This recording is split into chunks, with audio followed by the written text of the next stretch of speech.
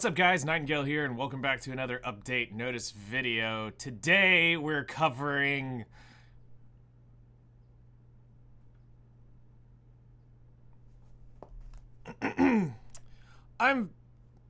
we're covering the 9.2 Thursday update patch.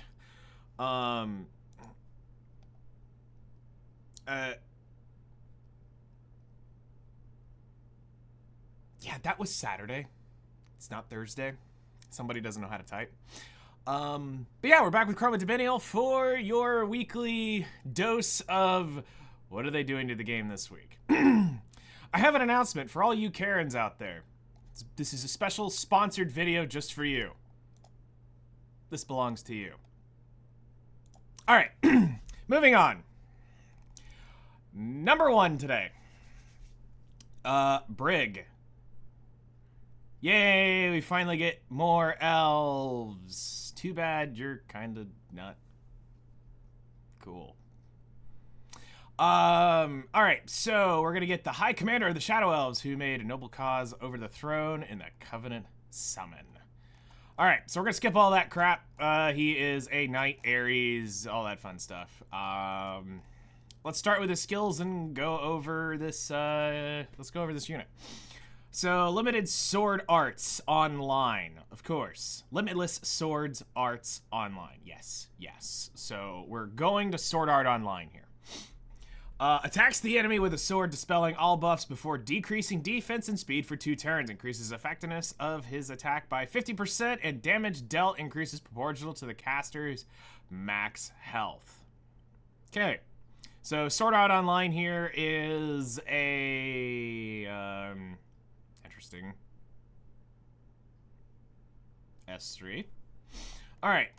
Spirit Lord's Protection. After Awakening, because that's the only thing that matters. Grants a barrier to all allies for 3 turns. Aranka says hello. DJB says hello. Opsig says hello. And, Perception of the caster and Perception to the caster for 3 turns. Grants an extra turn to the caster. Oh my gosh. Wow, guys. Here comes another extra turn. Wow. Barrier strength increases proportional to the caster's max HP.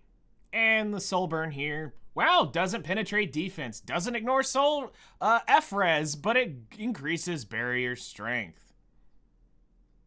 But he's got an extra turn. You think I'm crazy? Telling you guys, this crap's creeping in way too often. Everything's getting extra turns now. Just saying. This might be you. Attacks the enemy, increases combat readiness of the caster by 15%. Damage dealt increased proportional to the caster's max health after attacking when fighting spirit is full. Consumes all fighting spirit to dispel debuffs from the caster. Activates limitless sword arts against the enemy with the highest attack. So, in short, he goes S2, S1. And then once you have enough fighting spirit, you go S3. Yeah, this is a PvE unit, hands down. I'm sure somebody's going to go out there and try to use it in PvP, but... yeah, this isn't Lethe, so...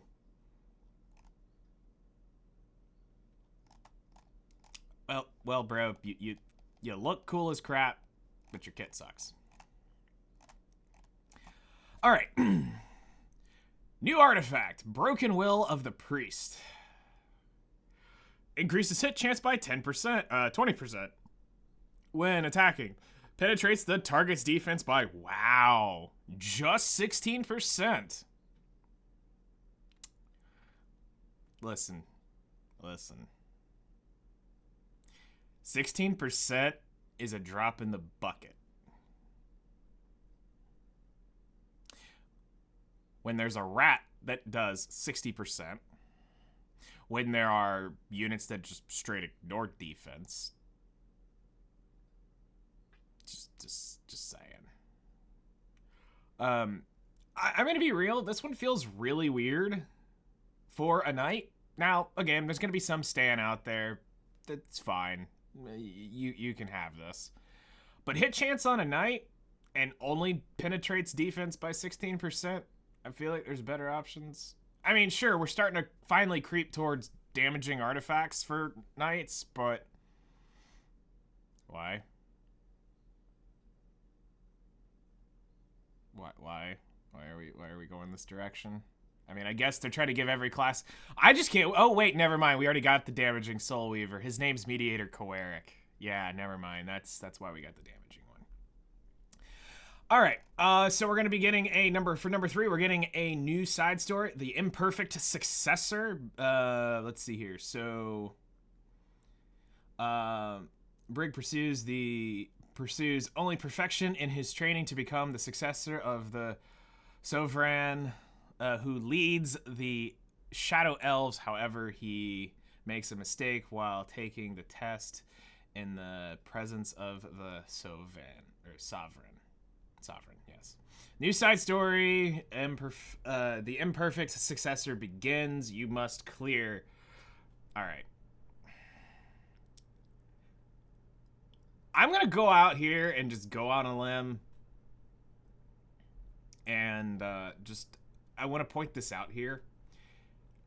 This new side story system really gets under my skin. They've now locked content behind beating the main story. Do you know what we used to tell new players? You get in, you ignore the story if, up to a certain point, you go through, you do your story, then you ignore it, and you do the whatever weekly side story there is, because it's great resources for you to get going.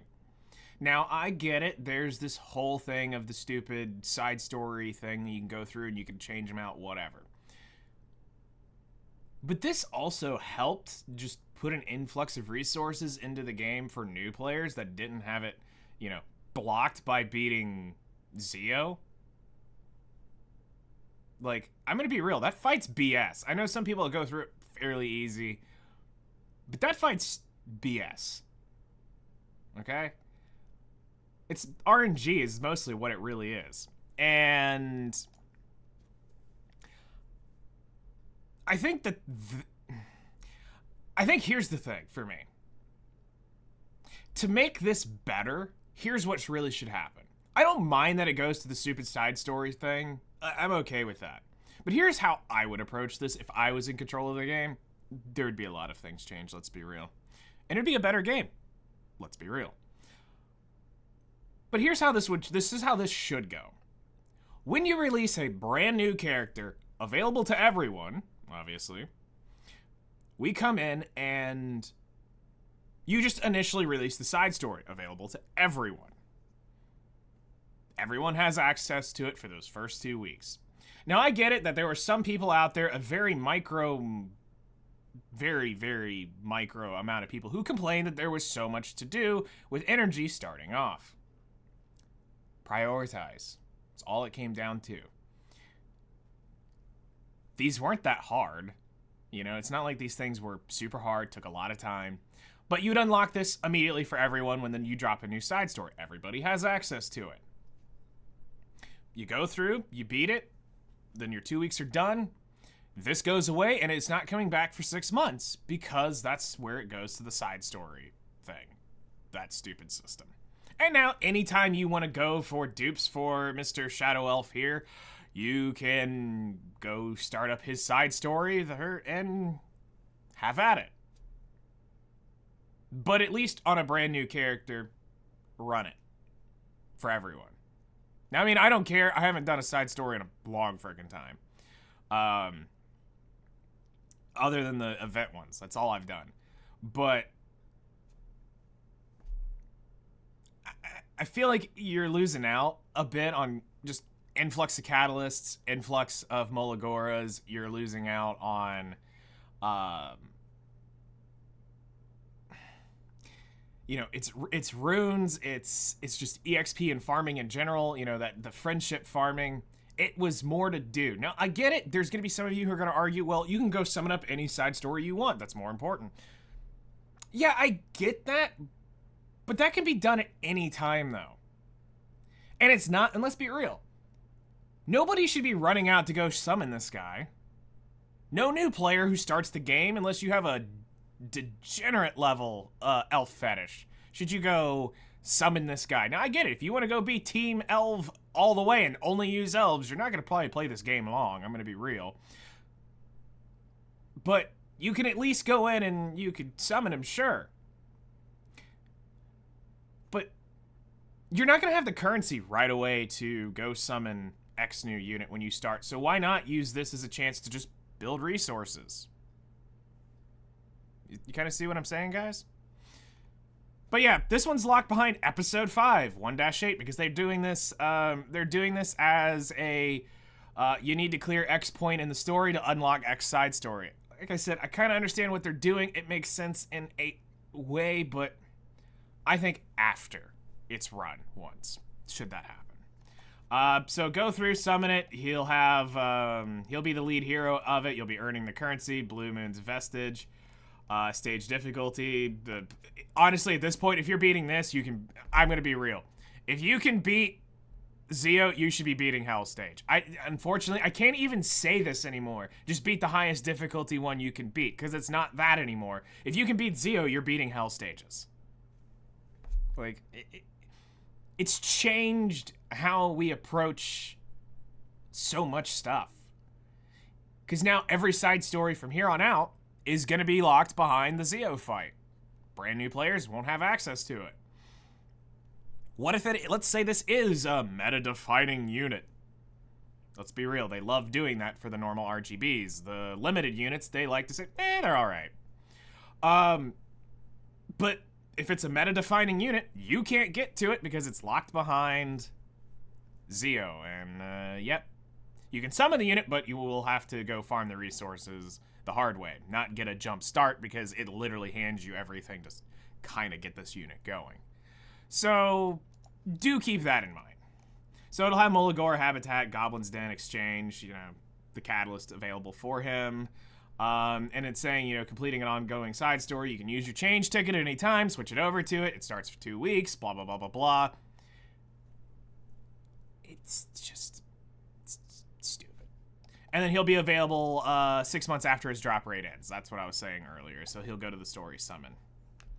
And then Moonlight Theater, Distorted Origin, yay, another thing, cool. I don't care.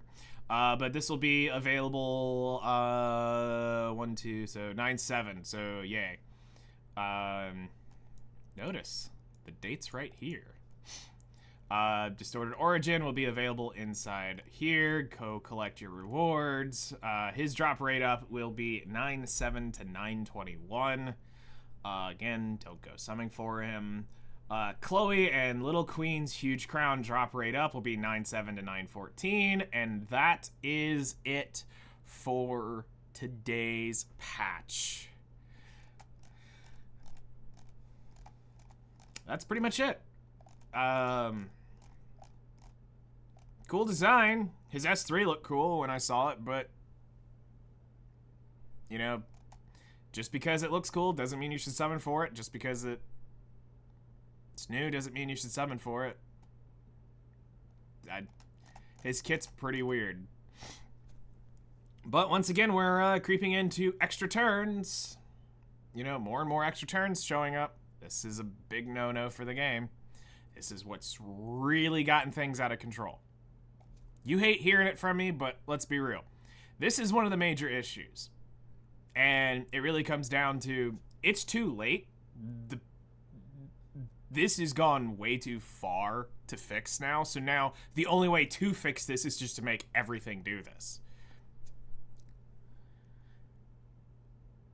It's eventually going to come down to a world of literally everything becomes undispellable, or everything becomes...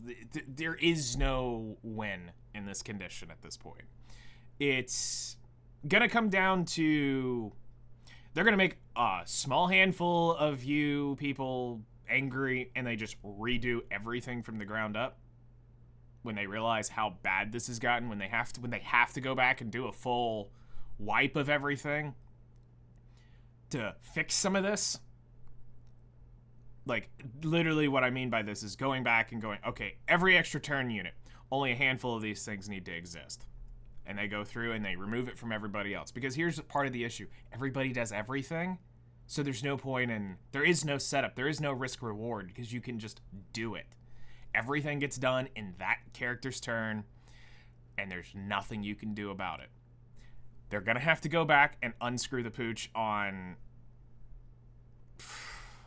the ignore FRES thing. That's got to go. All these like small micro things that don't look like a really big deal is a really big deal in the grand scheme of balance. But most of y'all don't really grasp that, which is weird.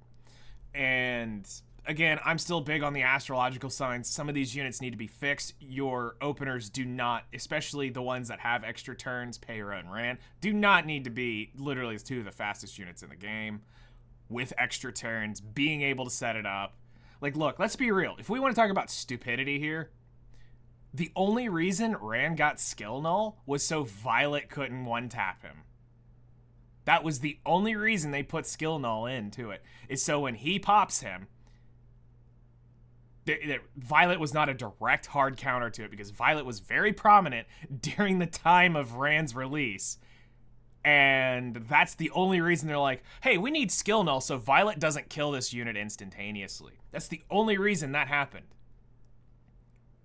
But that's okay, because Violet's supposed to counter ice units. It made them think. But the devs are like, nope, we need to make sure that this can't counter.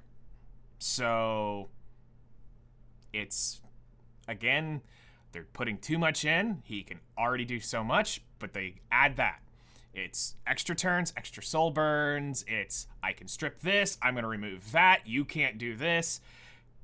I get it. You're trying to create new and unique kits, but maybe you should look at your release schedule of units and go, maybe we need to slow this down a little bit. But then that slows down the progression of the game in the terms of creativity, things coming out. People get bored. People stop spending money. Yeah, it's a double-edged sword.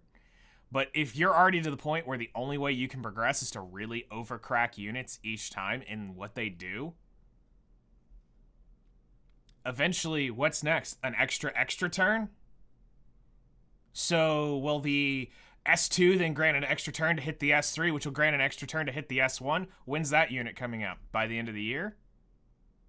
Beginning of next year? It's only a matter of time, because then that unit is now needed to now counter that unit so that when it does its thing, it goes and pops that off. It's this never-ending cycle, and the sooner they do that balance crap, the easier it is to just rip the Band-Aid off and start anew. That's all we're really after, is we want a healthy game environment. We want things to have balance. We want units to have meaning. You want things to progress naturally, but it spiraled out of control with what seems to be some pretty bad decisions bundled up right close together, which then spooled everything up for the next full year of content. Has literally been nothing but those types of units. You know, here's, once again, we're at the beginning, a new extra turn. So that's going to be it, guys. We'll be back next week for more update notice stuff. Maybe next week we'll actually have the right date here. But anyway, you guys take care, and we'll see you in the next one.